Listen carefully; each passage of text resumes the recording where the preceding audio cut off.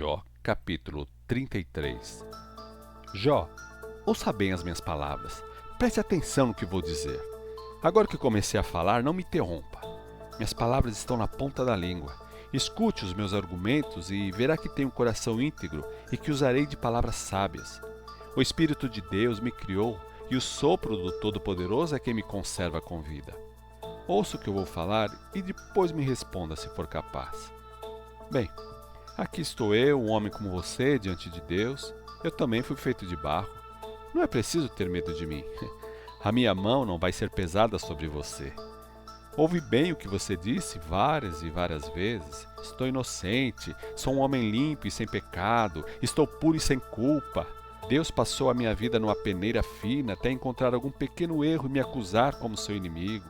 Ele prendeu os meus pés com correntes, examinou cuidadosamente todos os meus atos. Mas eu lhe digo que você já está pecando porque não quis admitir que Deus é maior do que o homem. E por que você se queixa de Deus dizendo que ele não responde às palavras dos homens? Além do mais, Deus se revela ao homem de um modo ou de outro, mesmo que você não tenha percebido isso. Ele se revela em sonhos e visões durante a noite, quando os homens estão dormindo profundamente em suas camas. Nessas horas, Deus faz o homem ouvir seus ensinos e o aterroriza com advertências para mudar as ideias erradas do homem, para livrar o homem do orgulho e das más ações, para preservar a sua alma da cova e a sua vida da espada. Além disso, Deus pode castigar o homem com doenças e seus ossos podem estar em constante dor, a ponto de um homem perder completamente a vontade de comer, por mais gostosa que seja a comida. Ele vai emagrecendo até restar apenas pele e osso. Pouco a pouco sua alma se aproxima da cova e a sua vida dos mensageiros da morte. Mas se houver um anjo para cuidar dele, um entre 1000 dos anjos de Deus, e pedir em favor e lhe ensinar o que é certo e dizer a Deus: salva este homem, não deixe ir ao mundo dos mortos, aqui está o resgate pelo seu pecado. Então, o corpo deste homem se tornará saudável como de um bebê e ele ficará forte como um jovem. Ele fará orações sinceras a Deus e receberá respostas, viverá feliz na presença de Deus e será considerado justo. Depois ele dirá a todos: eu pequei, cometi injustiças, mas ele me perdoou. Deus me livrou do castigo merecido, impedindo que eu descesse a cova, e viverei para desfrutar dos caminhos da luz. Sim, Deus faz essas coisas acontecerem na vida do homem, em alguns casos 2 ou 3 vezes, para livrar este homem da morte, fazer brilhar sobre ele a luz da vida. Ouça com atenção, Jó. Não diga nada por enquanto. Deixe-me falar. Fale apenas se tiver uma resposta séria. Isso eu quero ouvir porque a minha vontade é que você seja absolvido. Se você não tem nada a dizer, ouça-me e fique em silêncio. Vou continuar e lhe mostrar o que é a verdadeira sabedoria. Jó, capítulo 34. Eliú continuou seu discurso. Vocês que são sábios, ouçam os meus argumentos. Vocês que têm conhecimento, nós somos capazes de escolher aquilo que queremos ouvir, tal como provamos o alimento que achamos gostoso. Por isso, devemos descobrir o que é bom e seguir aquilo que é justo. Jó afirma: eu sou justo e Deus me tratou com injustiça, sou inocente, mas me considero um mentiroso, sofro uma doença que não tem cura, apesar de não ter culpa. Quem poderia ser tão atrevido como Jó, que despreza a Deus como se estivesse bebendo água? Ele anda como os perversos e se une com pessoas que não prestam e diz: não vale a pena tentar agradar a Deus. Vocês que têm bom senso, ouçam. Será que Deus faria alguma coisa errada? Será que o Todo-Poderoso cometeria injustiças? Ele dará a cada homem o que seus atos merecem. Cada um será castigado ou recompensado conforme as suas ações. Na verdade, o Todo-Poderoso não faz o mal e não é injusto com os homens. Além disso, quem entregou o poder para ele? Ele sozinho domina a terra e governa o universo. Que seria de nós se Deus retirasse o seu espírito e o seu sopro? Toda a humanidade morreria num instante e o homem voltaria novamente ao pó. Portanto, se você é sábio, ouça bem o que vou lhe dizer. Como Deus poderia governar o universo se ele odiasse a justiça? Então por que você acusa aquele que é justo e poderoso? Aqui na terra não é ele que diz aos reis: vocês não prestam, e aos príncipes: Vocês são desonestos? Ele não mostra parcialidade para com as pessoas que estão no poder, nem favorece os ricos em detrimento dos pobres, visto que todos foram criados por ele. O homem morre de repente em plena noite, sem poder resistir às forças da morte. Os poderosos são retirados sem ajuda de mãos humanas, pois Deus observa de perto todas as ações dos homens. Ele vê todos os seus passos. Não existe lugar, por mais sombrio que seja, onde os que fazem o mal possam se esconder de Deus. Deus não precisaria observar a vida do homem por muito tempo para levá-lo a julgamento. Sem fazer alarde, ele destrói os poderosos e coloca os outros em seu lugar, porque já conhece as ações desses homens, e assim manda um castigo pesado que o esmaga durante a noite. Deus castiga os poderosos por causa da sua impiedade diante de todo o povo, porque se afastaram dele, se recusaram a obedecer às leis divinas. Eles fizeram os necessitados gritar diante de Deus, e ele ouviu o clamor deles e os atendeu. No entanto, se Deus se calar, quem poderá condená-lo? Se esconder o seu rosto, quem poderá vê-lo? Ele domina sobre homens e nações para evitar que o perverso domine e não engane o povo. Talvez alguém diga a Deus: sou culpado, não vou mais pecar. Se ainda há pecado escondido em minha vida, mostre-me, e eu nunca mais voltarei a fazer isso. Quanto a você, não deve pensar que por isso pode escolher sua recompensa e tomar as decisões em lugar de Deus. É você, Jó, que deve dizer não eu. Diga-nos o que está pensando.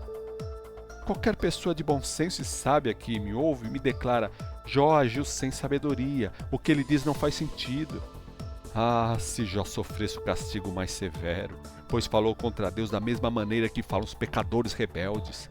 Aos pecados você acrescenta a rebeldia, você menospreza Deus na sua presença e não para de falar contra ele.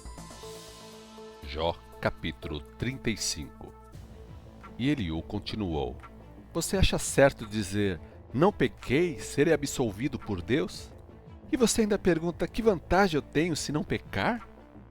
Vou lhe dar uma resposta a você e a seus amigos que estão com você. Olhe para cima. Veja o céu imenso. Você acha que o seu pecado seria capaz de incomodar o Deus lá do alto? Por mais que você peque, isso não prejudicaria a Deus. Se você for justo, o que você dará a Ele? Que benefício dará a Deus? Os seus pecados só podem prejudicar as pessoas, seus semelhantes, e a sua justiça só afeta os filhos do homem. Os homens, quando são perseguidos, gritam por socorro debaixo do peso da exploração dos ricos. Eles imploram por libertação do braço dos poderosos.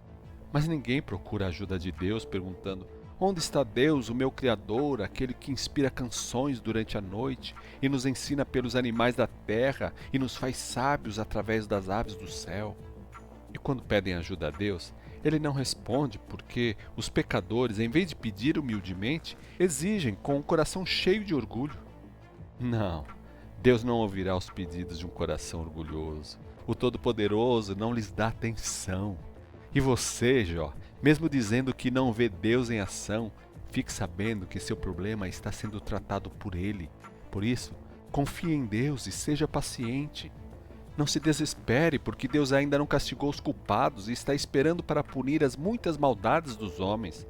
Suas palavras contra Deus, Jó, foram palavras vãs. Você falou muito, porém não sabe o que está dizendo. Jó, capítulo 36. Eliú continuou seu discurso.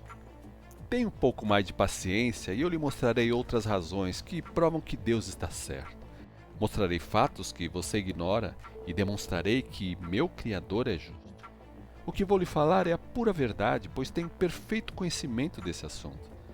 Mesmo sendo Deus poderoso, Ele não despreza ninguém. Ele compreende perfeitamente a natureza humana. Ele castiga duramente os perversos, mas trata com justiça os pobres. Ele observa a vida dos justos e deixa que governem como reis e os recompensa para sempre. Se alguns são presos com correntes ou são amarrados com cordas da aflição, Deus usa essa aflição para mostrar a eles onde foi que pecaram, sendo orgulhosos, e fará com que ouçam a correção e mandará que deixem de lado a desobediência. Se eles obedecerem e voltarem a servir a Deus, terão uma vida feliz e tranquila nos anos que lhes restam. Mas se não derem importância aos conselhos de Deus, morrerão à espada porque preferiram continuar cegos. Os perversos ajuntam contra si a ira de Deus. Mesmo quando ele lhes manda o castigo, eles se recusam a pedir ajuda. Eles morrem ainda jovens, destruindo sua vida com imoralidades.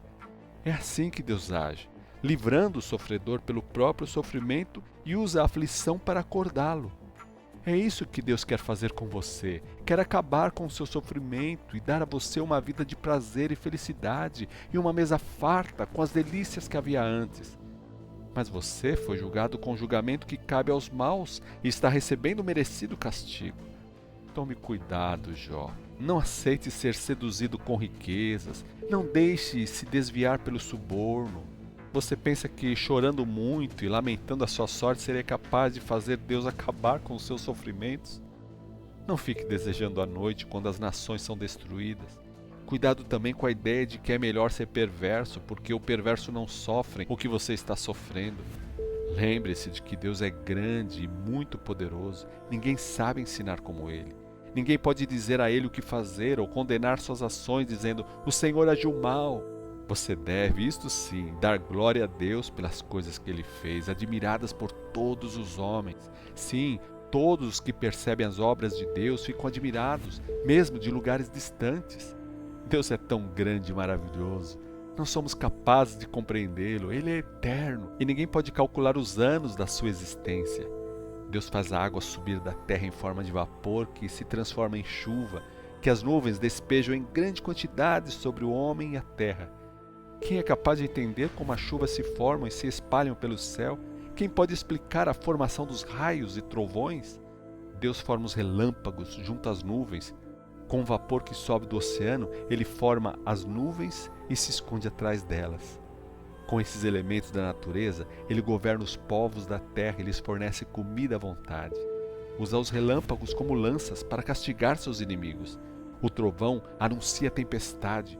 Até o gado sente a sua chegada. Jó, capítulo 37. Diante disso, meu coração bate mais depressa, como se fosse pular para fora do peito. Ouça o trovão.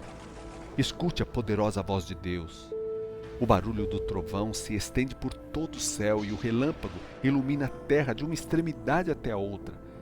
Depois do relâmpago, ouve-se o trovão. Ele troveja com a sua voz majestosa e logo em seguida outro relâmpago e novo trovão. Deus mostra o seu maravilhoso poder no trovão. Ele faz coisas maravilhosas que nunca poderemos compreender. Ele ordena a neve caia sobre a terra e a chuva caiam fortes pancadas de chuva. Quando isso acontece, os homens precisam parar de trabalhar. É uma oportunidade que Deus dá aos homens de reconhecer a sua obra. Os animais procuram as cavernas e tocas para se esconderem. Ele faz os ventos quentes soprarem do sul e traz do norte os ventos frios.